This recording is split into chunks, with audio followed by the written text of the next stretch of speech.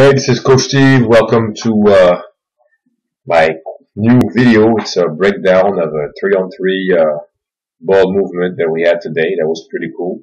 So I wanted to do this for you. So instead of just looking at drills and moves and how-tos and how to jump, you can look at how to understand the game. So let's go. Today we're playing 3-on-3. So we started with one player on top, which is me right here, and two players in the corners. So here we have Oliver. And over there, we don't see her because she's out of the camera. But there is Cass. Okay? So, we're going to look at the play full speed and then I'll break it down.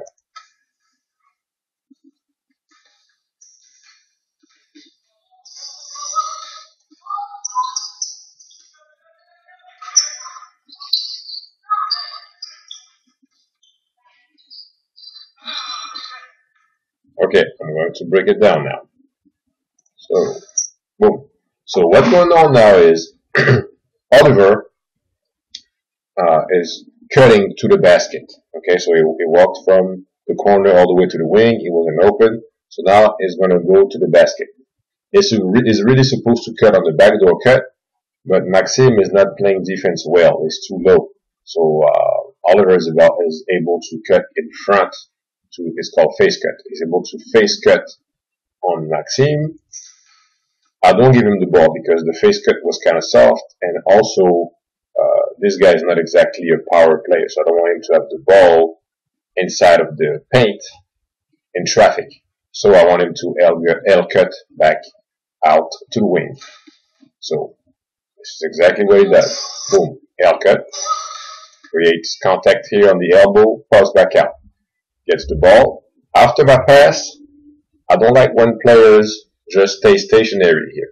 So after the pass, I like to either come for a screen or fake like I was going to screen away and then cut to the basket, try to face cut Antonin. Or I can even go over there, screen away, or I can do a dribble handoff. I mean, there's a lot of different things that I can do. But what I choose to do here is to screen away or to exchange with Cass. Okay?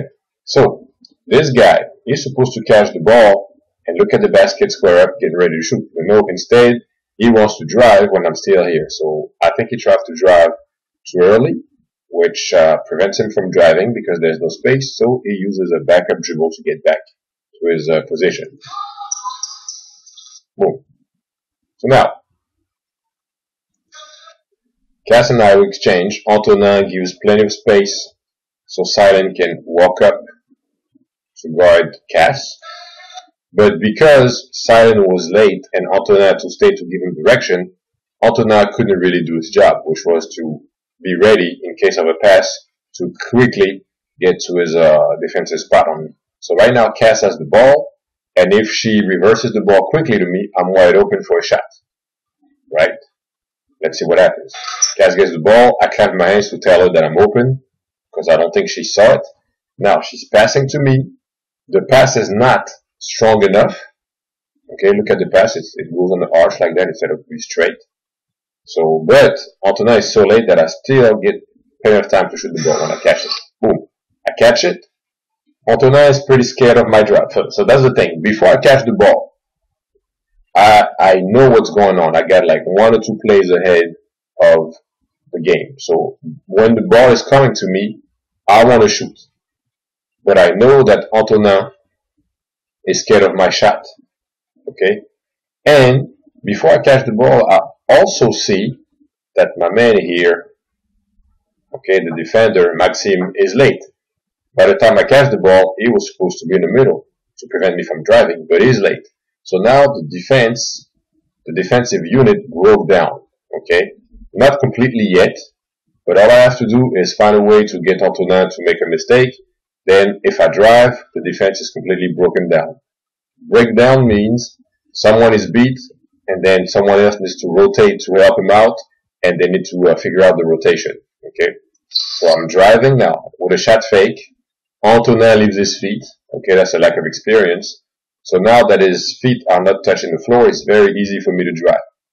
In a real game, okay, in a real college game or professional game, anyone that's over 6'3" or 6'4", All I gotta do is take like one dribble and dunk the ball. There's no help. That's a very easy dunk.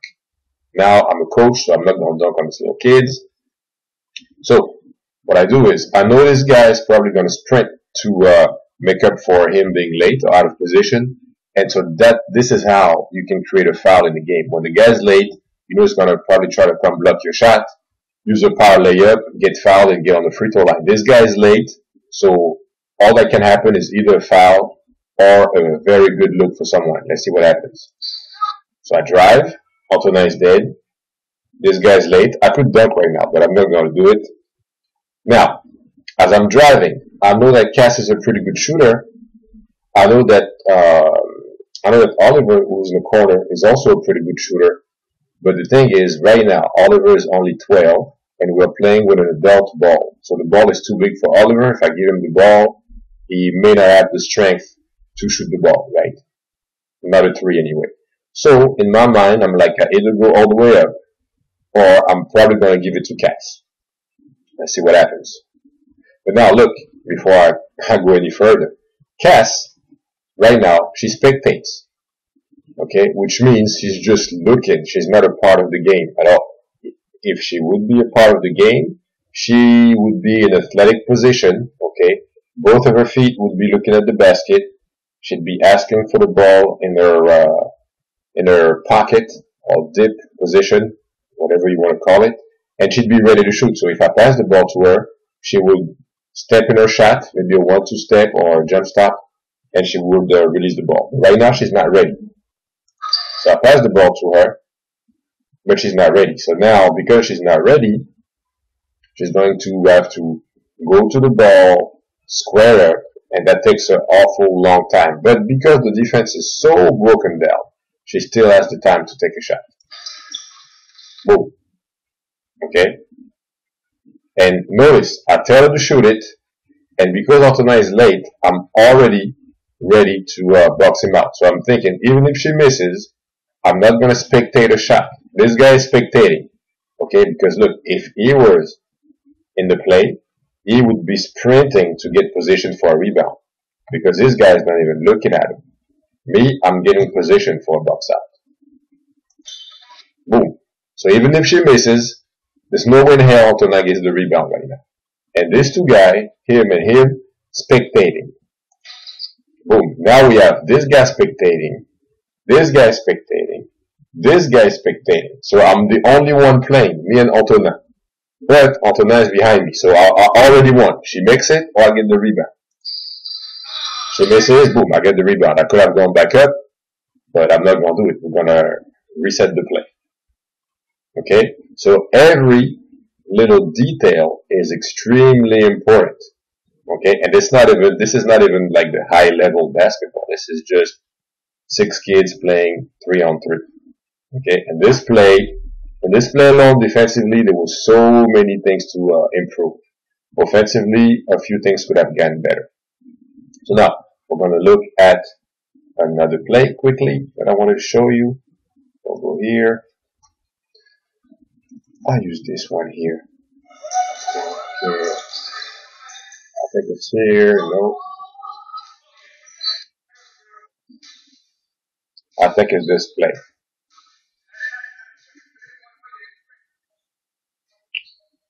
Let's see what we have here. So Cass is trying to drive. She has a hard time. I think she ended up passing me the ball on the wing. Boom. Now, because Cass is kind of tired. Now look, couple things here.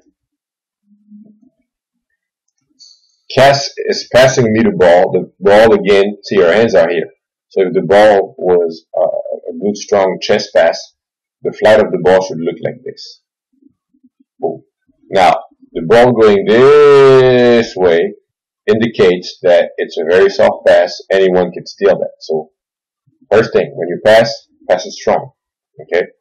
Now, second thing, still offensively. Cass, the ball is not even in my hands yet. She already committed to screen for me. She got a pass, wait for me to catch it, wait to see what I want to do or get some kind of communication going with me, and then come for a screen. Right now, she's trying to rush. Okay, so that was offensively. Defensively, this guy after the pass is supposed to jump to the ball, but like right here. So Cass is going to have a hard time saving the screen, and also if I want to drive, he'll be ready to prevent the drive. So right now, offense could be better, defense not very good. Boom, I get the ball. He should have stolen that weak pass. He didn't go for it. Now, Cass is setting the screen. Here, this guy has no contact with the screener. Okay, there are different ways to play a screen. I'm not going to cover it right now, but right now he's doing nothing. Okay, and he's not even telling this guy there's a screen coming left. So this guy is dead. Okay, so I set my man up to the screen. Boom. Now, at this precise moment, like right here, I'm reading what's going on. I'm reading how they're playing me. So if I drive, I could have shot. In a real game, I'm playing with adults. I would have shot that ball because this guy is not respecting me. He's way too far, and I'm gonna make this shot this time, and next time he's gonna have to play me harder, which is gonna open up the pass, right? So, but right now I'm playing with kids, so I'm not gonna play over aggressively. I want to give them a chance to learn. So I'm just gonna come here, make this guy react to me. Maybe eventually he'll understand that I can shoot, and he will try to stop my drive. And I can give a pretty good pocket pass to Cass if she rolls to the basket because it's a pick and roll. Let's see what happens. Boom. I want to give the pass, and I'm about to. Okay? But because Antonin knows that I want to give the pass, and Antonin starts over-committing, okay? As a defender, if he's on the weak side, he would be supposed to either have a foot on the weak side and a foot on the strong side, so to be in the middle. And that way, if I choose to pass to his man, he's not too far to recover. Okay? In the NBA, he's not even supposed to be here. In the NBA, it would be supposed to be 1 arm distance away from the pass over there, from his man. That's why in the NBA there's a lot of easy pick and roll action. This guy cannot help. He'll always be late because he'll be outside of the paint at the time. Anyway, we keep going with this play. So now I know Antonin is cheating, so I'm gonna fake the pass. Probably I'm gonna fake the pass and give it to Antonin's player. Let's see what I do. Boom, that's exactly what I do. Now look, Antonin is right here. He's on the strong side. That means the strong side is overloaded. It's like 5 players on one side. That means one guy is like really, really, really wide open. But it's not ready. And that's the big problem. These kids, they're always spectating. When they're away from the ball, they're not ready to shoot the ball. And that's a big problem that you guys have to correct. Every kid. Now, he fumbles the ball, try to shoot, but he can shoot. There's no rhythm. He's going to miss that. So let's see if we get another good play here. Wow. Boom, Cass comes to me. That's it. Oh, that's a good play here too. So let's play today. Let's break down. So what happens here is Cass drives. A drive is kind of slow, and Silent is playing good defense on her. So here, first mistake. This guy came to help.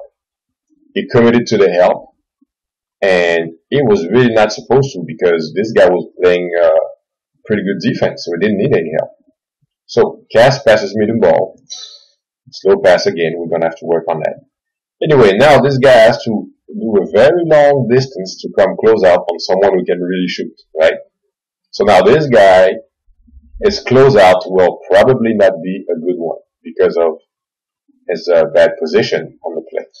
Boom. Now I catch the ball. Look at his foot. Look at his feet, sorry.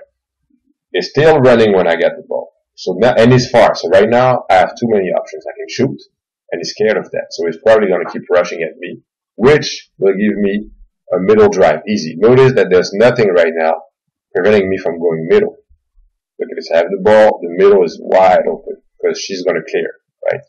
Boom. So now I attack on the direct step. Now Silent is doing a very bad job. His ball side is supposed to be close to her, too close to his guy.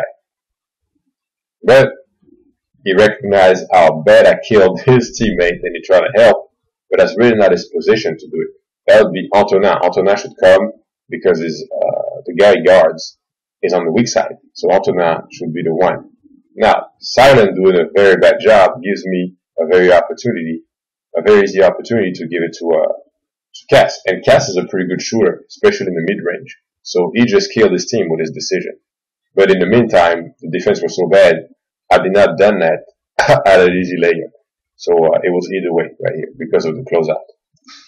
Boom. Pocket pass. Cass is ready. Boom. Wide open shot.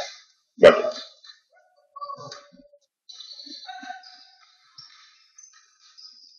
And it all started with a very poor closeout.